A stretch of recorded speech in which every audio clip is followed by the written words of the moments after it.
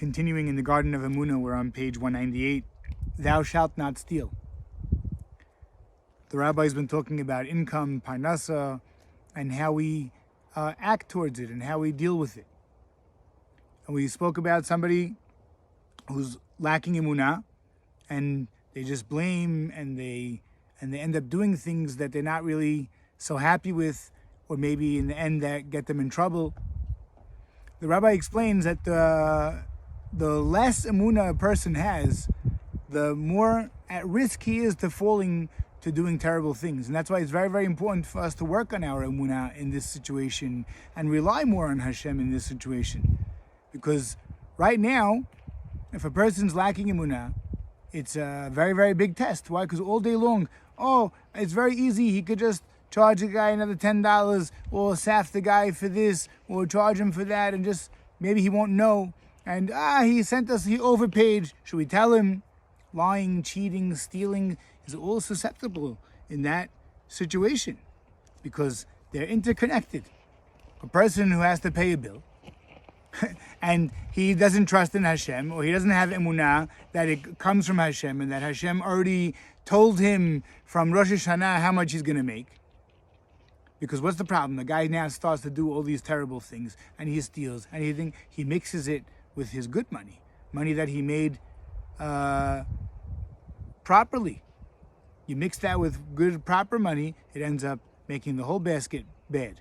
The rabbi explains it's like an apple. You take an apple that's starting to rot, you put it with other apples, and it ruins the whole pot, ruins the whole basket. When we have emunah and we're trusting in Hashem, we're more away from these. Who's thinking about stealing? Hashem will take care of it. Hashem will do everything. He does everything anyway. He's doing it all.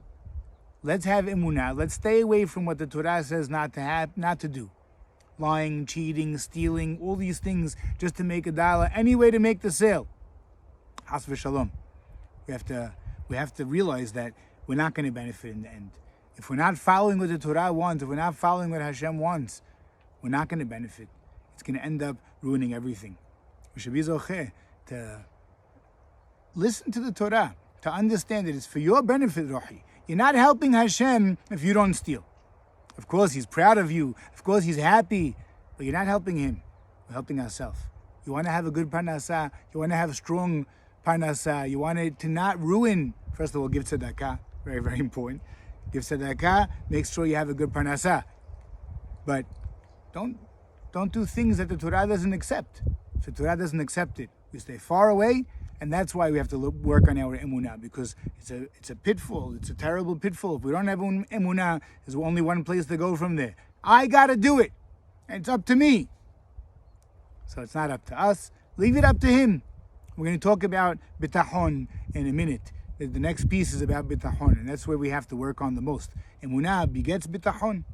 So with emunah, we'll have a way to fight the Yetzer Hara, because that's the only way that we can win the war against all of our enemies, is by doing what a Jew is supposed to do. Why do they hate us? Because we remind them about Hashem. So if we remind them about Hashem and we're not really so religious, we better work on that. Because the Goyim don't like us. And there's a reason. The reason is because we're not doing what we're supposed to be doing. Esav sonei Yaakov, but when we're not doing what we're supposed to be doing. Let's get on the bandwagon. Let's show Hashem that we're going to work on something. Lying, stealing, cheating, all these things we have to run far away from, because they damage the neshama so much, and they bring a person to the most terrible places in the end, where the guy's going to be in jail in the end. You get caught, the guy's in jail. And all the Risha'im in the end get it. Don't worry. Hatzlacha rabah.